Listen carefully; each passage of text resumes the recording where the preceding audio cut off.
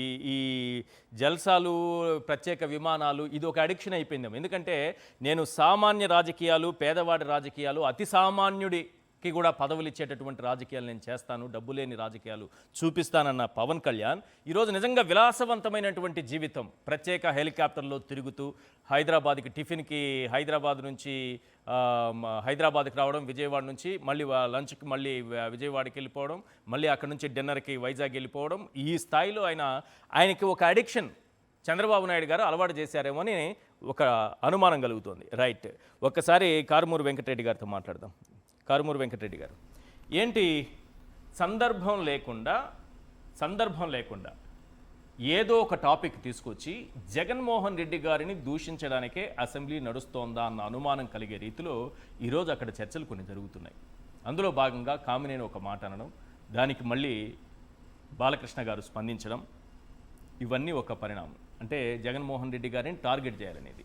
ఇందులో భాగంగా వాళ్లకు వాళ్ళే ఒక చిక్కులు పెట్టుకుని ఆఖరికి ఎంతవరకు వెళ్ళిందంటే పవన్ కళ్యాణ్ గారు విజయవాడ వదిలి పారిపోవాల్సినటువంటి దుస్థితి ఏర్పడింది. ఎందుకు పారిపోయారు అనుకుంటున్నారు, అది చెప్పండి ఫస్ట్.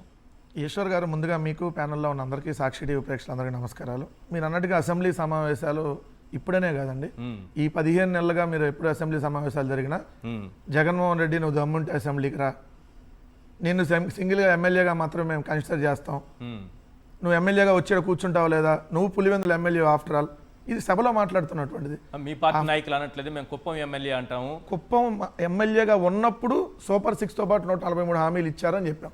ప్రస్తుతం మీరు కుప్పం ఎమ్మెల్యే అనలా, అదే చాలా తేడా ఉంది. మీరు కుప్పం ఎమ్మెల్యేగా ఉన్నప్పుడు ఈ హామీలు ఇచ్చారు, ముఖ్యమంత్రి కదా. అవును, ఇప్పుడు ముఖ్యమంత్రి కదా.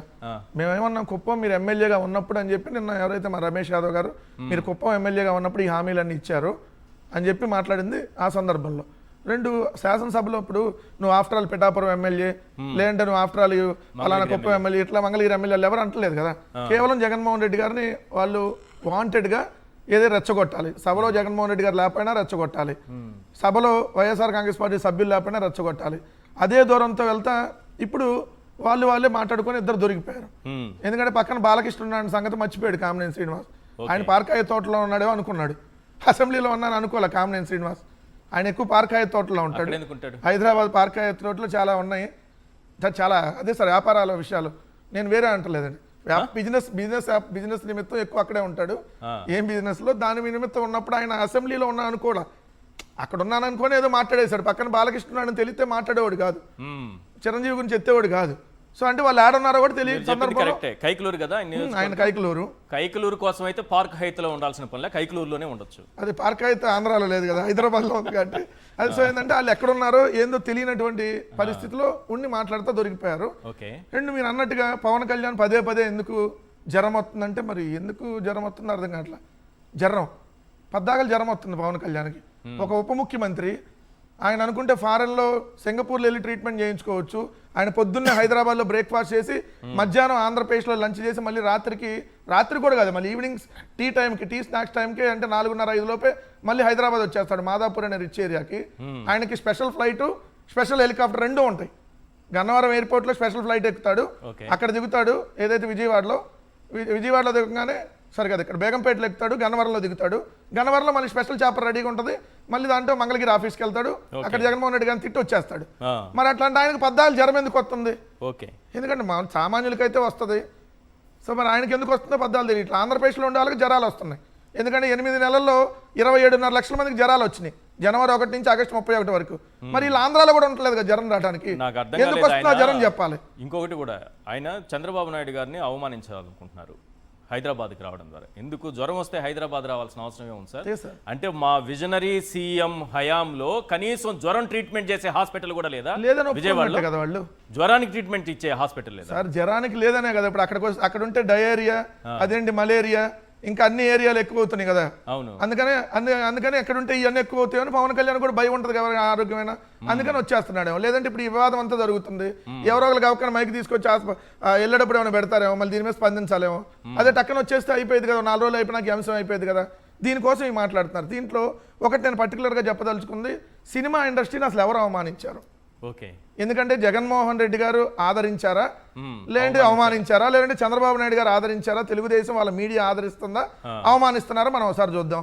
జూనియర్ ఎన్టీఆర్ గారిని, వాళ్ళ తల్లి గారిని అవమానించింది ఎవరు? ఇదే తెలుగుదేశం పార్టీ శాసనసభ్యులుగా. ఇదే ఇప్పుడు చిరంజీవి గారి తల్లి గారిని ఇదే మాట్లాడింది ఇదే తెలుగుదేశమే కదా. ఇదే అల్లు అర్జున్ గారిని వాళ్ళ సినిమాల మీద మాట్లాడింది ఇదే కూటమిలో ఉన్నటువంటి జనసేనే కదా. ఇదే వాళ్ళ ఛానల్ TV5 అనేటటువంటి ఛానల్, ప్రస్తుత టీటీడీ చైర్మన్గా ఉన్నటువంటి ఛానల్, సినిమా ఇండస్ట్రీలో లమ్ డాషులు లేరా అని మాట్లాడింది వాళ్ళే కదా. మరి ఇట్లా అన్ని అవమానించింది వాళ్ళని చిరంజీవి గారిని పెద్ద మనిషిగా, సినిమా ఇండస్ట్రీకి ఒక పెద్దగా, ఏదైతే వయసులో కూడా పెద్దగా గౌరవించి, ఏదైతే ఇంటికి పిలిచి భోజనం జగన్మోహన్ రెడ్డి గారు పెడితే ఓయ్ జగన్ అని అవమానంగా మా అన్నను అవమానిస్తారా అని చెప్పి రాజకీయంగా వాడుకున్నది ఇదే పవన్ కళ్యాణ్ గారు కదా. ఇప్పుడు నిండు సభలో ఓ మాజీ ముఖ్యమంత్రి, ప్రస్తుత సభలో ఎమ్మెల్యే అతను జగన్మోహన్ రెడ్డి గారు, ఓ పార్టీ అధ్యక్షుడు, ఆయన్ని మాట్లాడుతున్నప్పుడు సైకో అని చెప్పి సభ మొత్తంలో ఎవరూ ఖండించకపోగా ఇంకా అవహేళనగా నవ్వుతున్నారు. ముందు జగన్మోహన్ రెడ్డి గారికి సభ క్షమాపణ చెప్పాలి. రెండోది చిరంజీవి గారికి కూడా చెప్పాలి. ఎందుకంటే చిరంజీవి గారు మాజీ కేంద్ర మంత్రి, ఆయన మాజీ కేంద్ర మంత్రి, కానీ ప్రస్తుతం సభలో లేడు. ఆయన టాపిక్కే తీసుకురాకూడదు. తీసుకొని వచ్చి ఎవడు అని మాట్లాడినప్పుడు ఆయనకు కూడా క్షమాపణ చెప్పాలి సభ మొత్తం, ఇంక్లూడింగ్ రఘురామకృష్ణరాజు, స్పీకర్, చంద్రబాబు నాయుడు, తెలుగుదేశం ఎమ్మెల్యేలు 164 మంది అవమానించినట్లు లెక్క. 164 మంది ఎందుకు? మేము సభలో లేము. మేము సభలో ఉంటే ఖచ్చితంగా ఖండిస్తాం. లేవు 164 మందిలో ఎంతమంది ఉన్నారో ఆ మొత్తం నిండు సభ ఖచ్చితంగా క్షమాపణ చెప్పాలి. ఒకటి జగన్మోహన్ రెడ్డి గారికి, రెండు చిరంజీవి గారికి. ఈ రికార్డ్స్ నుంచి ఆ పదాలు కూడా తొలగించాలి. రికార్డింగ్ తొలగిస్తే సార్ అనిపించేసి ఇంకా తొలగించామంటే ఎట్లా? వాళ్ళు తొలగించడంతో పాటు ఇదిగోండి సభ సాక్షిగా ఇలా అవమానం జరిగింది, బాలకృష్ణ చేత క్షమాపణ చెప్పిస్తున్నాం అని చెప్పించి సభ కూడా దాన్ని ఇంకోసారి ఇలాంటివి జరగకుండా చూసుకుంటాం, సభ సాక్షిగా మేము వాళ్ళకి క్షమాపణ చెబుతున్నామని చెప్పాలి. లేదంటే ఖచ్చితంగా మేము ప్రజల్లో ఖచ్చితంగా తీసుకెళ్తాం ఏం జరిగింది, ఏ విధంగా సభలో వీళ్ళు వ్యవహరిస్తున్నారు, సభలో లేనటువంటి వ్యక్తులను ఉద్దేశించి ఎలా మాట్లాడుతున్నారు అనేది.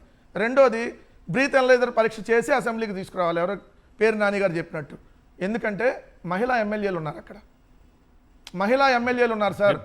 ఆడవాళ్ళు కనపడితే కడుపైనా చేయాలి, ముద్దనా పెట్టాలనేటటువంటి వ్యక్తి ఒక మెంటల్ సర్టిఫికేట్ తీసుకొని ఈరోజు అసెంబ్లీలో ఉంటే మహిళలకు రేపొద్దున రక్షణ ఉంటుంది అదే అసెంబ్లీలో.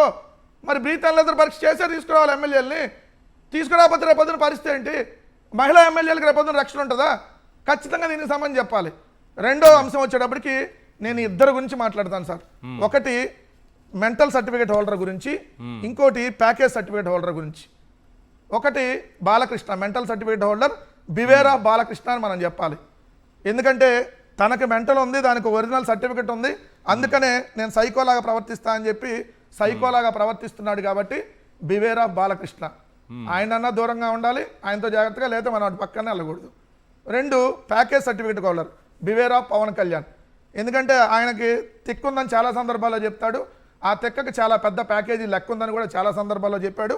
ఎందుకంటే తన తల్లిని తిట్టిన, తన అన్నని తిట్టిన, తన పార్టీని సంకర జాతి అలగా అన్న బాలకృష్ణ సారు అని నేను చేతులు కట్టుకొని జీ హుజూర్ అంటూ తెలుగుదేశం కాళ్ళ దగ్గరే బతుకుతానన్నందుకు ఇట్లాంటి వ్యక్తి సమాజానికి హానికరం కదా.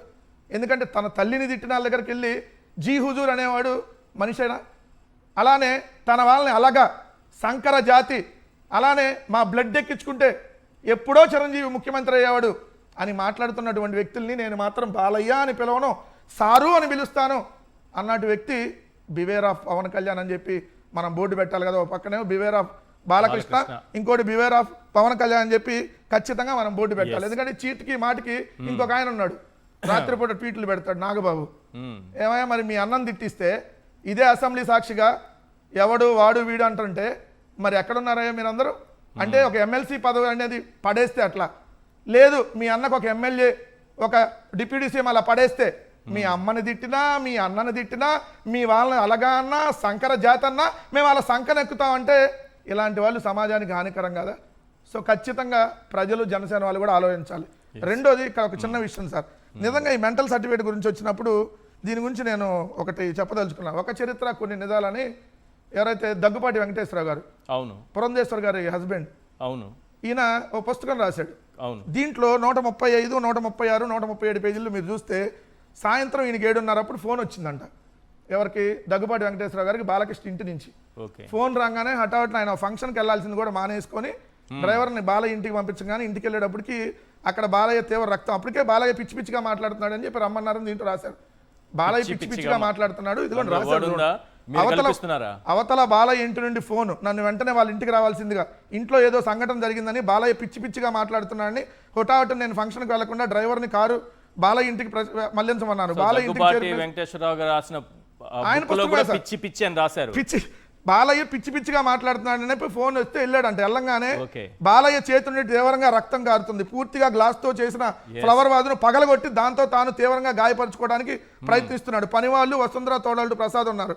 బాలయ్య పొంతం లేకుండా ఏదేదో మాట్లాడుతున్నాడు. ఎమ్మంటే కేర్ హాస్పిటల్కి ఫోన్ చేసి తీసుకెళ్లారంట. కేర్ హాస్పిటల్కి తీసుకెళ్తే అక్కడ షెడేషన్ అంటే తెలుసుగా మత్తిచ్చారు. ముందు కొంచెం మత్తిచ్చారు, సరిపోట్ల, అయినా మళ్ళీ పిచ్చి పిచ్చిగానే చేస్తున్నాడు. పూర్తి స్థాయి మత్తిచ్చారు. తర్వాత నిమ్స్ హాస్పిటల్లో ఉంచడానికి మేజిస్ట్రేట్ అనుమతి తీసుకున్నారు. నిమ్స్ హాస్పిటల్లో డైరెక్టర్గా ఉన్న కాకర్ల సుబ్బారావు గారు డాక్టర్స్తో కమిటీ నియమించి బాలకృష్ణ స్థితిని నిర్ధారణ చేయడం జరిగింది. ఏ స్థితి అని నేను చెప్పట్లా, ఆయన రాసిన స్థితిని నిర్ధారణ చేయడం జరిగింది. బాలయ్యకి ఇచ్చిన మెడికల్ రిపోర్ట్ ప్రకారం తాను కూడా డాక్టర్గా చెప్పగలను. ఈ మెడికల్ రిపోర్ట్ చూసిన తర్వాత బాలయ్యను జైల్లో ఉంచినట్టయితే చాలా రిస్క్తో కూడుకునేది. ఏది పిచ్చి ఎక్కువైపోయి జైల్లో ఉంటే ఇంకా ట్రీట్మెంట్ ఉండదు కదా, అవును, ఏదైనా తేడా అయిపోయేది.